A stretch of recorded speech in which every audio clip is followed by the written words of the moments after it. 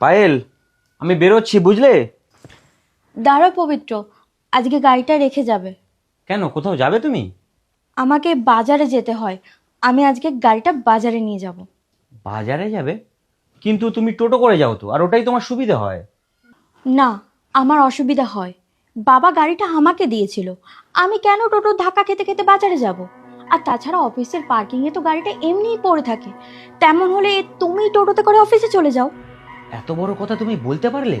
এতে বড় বড় কথা বলার কি আছে? আমার বাবা আমাকে একটা গাড়ি দিয়েছে, আমি সেটা নিয়ে বাজারে যাব। তুমি যে গাড়ি নিয়ে যাবে বলছো, তুমি গাড়ি চালাতে পারো? পারি না তো কি হয়েছে, আমার ভাই এসে একদিন শিখিয়ে দেবে। শোনো, গাড়িটা আমি তোমার বাবাকে দিতে বলিনি।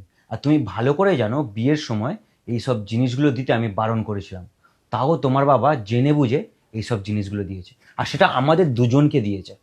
আমাদের মানে বোঝো তুমি, যতটা তোমার অধিকার রয়েছে ততটাই ঠিক আমার অধিকার রয়েছে।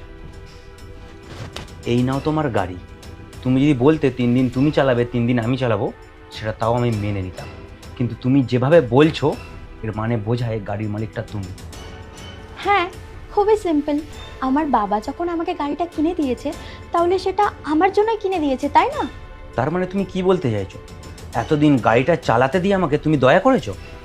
শোনো, তুমি যদি মনে করো এই গাড়িটা তোমার একার, তাহলে এক্ষুনি তোমার বাবাকে গিয়ে এই গাড়িটা ফেরত দিয়ে আসবে, আর বলবে এই গাড়িটা আমাদের দরকার নেই। কেন ফেরত দেব? গাড়িটা আমি চড়বো, আমার প্রয়োজন মতো আমি ব্যবহার করব। তুমি বোধহয় ভুলে যাচ্ছ, গাড়িটা চড়ে আমি কাজে যাই, আর সেই কাজ থেকে যে টাকাটা আসে সেটা আমি একা ভোগ করি না। আমাদের দুজনেরই কাজে লাগে। হ্যাঁ, সবাই বিয়েতে গাড়ি নেয়, তারপর তারা কাজ করতে পারে। যাদের গাড়ি নেই তারা কি কাজ করতে পারে না? আরে রাখো তো তোমার গাড়ি। তোমার গাড়ি যখন ছিল না তখনও আমি ইনকাম করতাম, আর এখনও ইনকাম করি। তোমার গাড়িটার আমার প্রয়োজন নেই। আর তুমি তারপরেও যদি আমার আমার মনে করো, তাহলে আজকেই তুমি বাপের বাড়ি চলে যাবে। একটা গল্প আছে জানো তো, এক জঙ্গলে এক বুড়ো থাকতো।